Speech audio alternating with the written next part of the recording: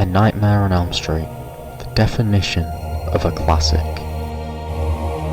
Released on the 12th of July 1985, Nightmare is one of the most influential horror movies of all time.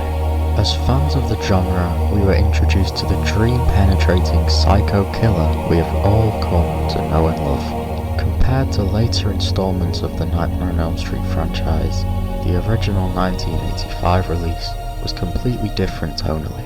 Craven spawned multiple sequels and created a character who went on to make constant cameos in different media across the next 40 years. But what did they do that made Freddy seem so terrifying? This is how they did it.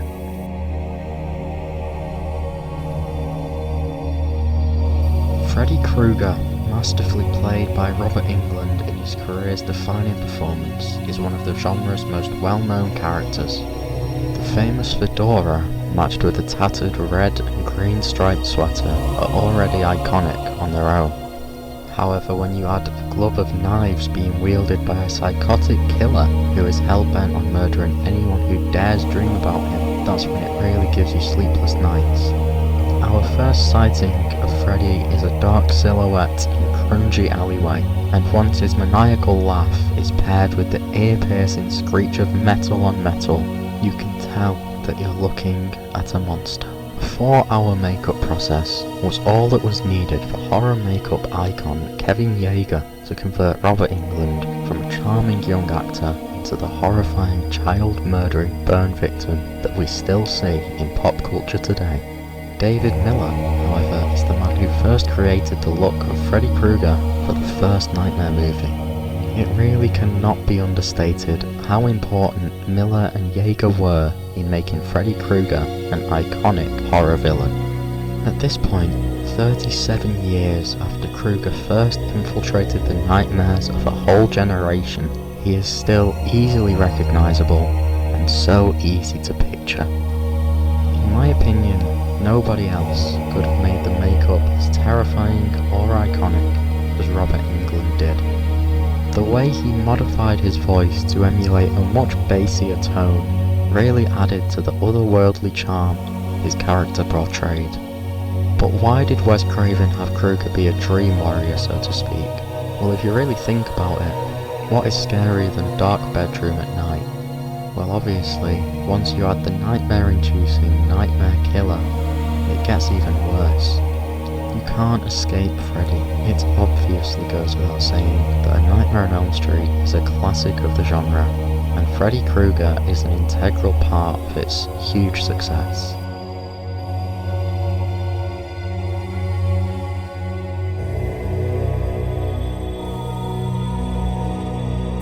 Taking the role of casting director for Nightmare 1 was Annette Benson, and if you haven't seen this film before, let me assure you, there was nobody else she could have casted to play the well-known characters of the movie.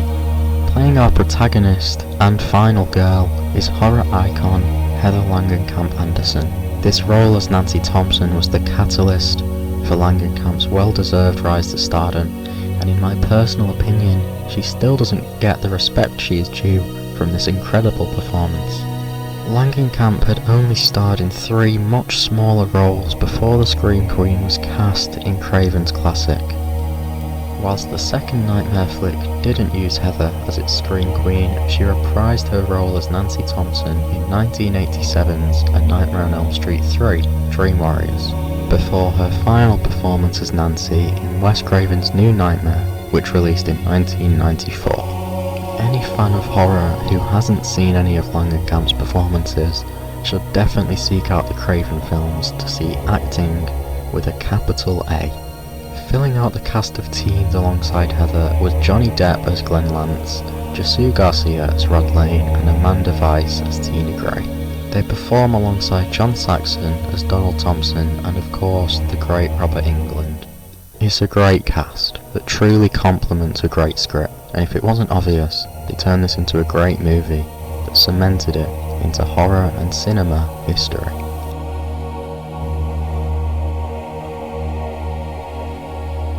So at this point, you've created a psychotic, murdering dream infiltrator. and you've created your cast of teens. So what is left to do other than kill those kids? First on Freddy Krueger's hit list is Tina, who's just finished her night with Rod, falls asleep and runs into who else but Freddy himself. This death isn't just your classic knife to the throat, however, because once Fred is done calling himself God, he gets a hold of Tina and has her levitate above the bed before dropping her into a bloody pile, leaving Rod scrambling out the window. Not only is Tina's death both iconic and shocking, but it is also very innovative for a movie of its time. Her levitation above the bed was enacted by a rotating room with all of its furniture nailed down to the floor. Truly innovative and iconic. Next on the chopping block is Rod himself. Of course, his disappearance after his girlfriend's death made him the top suspect in the murder. So when he was caught in a bush talking to Nancy, he was taken to a jail cell in which he met his ultimate demise. Whilst not the flashiest of these kills, Rod was hanged by his bedsheets, which Krueger, unwilling to let slip of his own return, made look like a suicide. 2 down and 2 to go for Freddy. So up next, Glenn Lantz. I may have said that Tina's death was iconic, but this one is special. Whilst being tasked by Nancy to stay awake, he inevitably fails and falls asleep.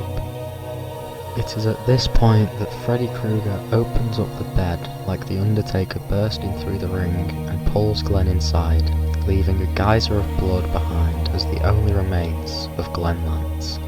If you know anything about the slasher subgenre of horror films, you know that there always has to be a final girl. And if you've done the maths, you'd know that the final remaining character is Nancy Thompson herself. If you know anything about the genre, the final girl will always survive, and that is also true for Nancy, as she is the only teen that escapes the wrath of Freddy Krueger. It's bright. It's gonna burn off sooner, it wouldn't be so bright. To Wes Craven, Heather Langenkamp and everybody else involved in this film, thank you. Since I first watched A Nightmare on Elm Street, I absolutely fell in love with it, and still to this day I think it is the perfect horror movie. It has a beautiful mix of atmosphere, terror, blood and guts, and everything in between that you need to make a good horror movie. Whenever I re-watch the original Nightmare now, I find myself almost in awe of how good it can be after you've seen it time after time, and it just gets better every single time I watch it. From the bottom of my heart, I implore you to go and watch this if you've not seen it before. It's a classic, and it's a film that will always have a special place in my heart. Wes Craven, truly, thank you. If you've made it to the end of this video, thank you so much for staying. I hope you have an amazing day, and please do let me know what you thought. Goodbye.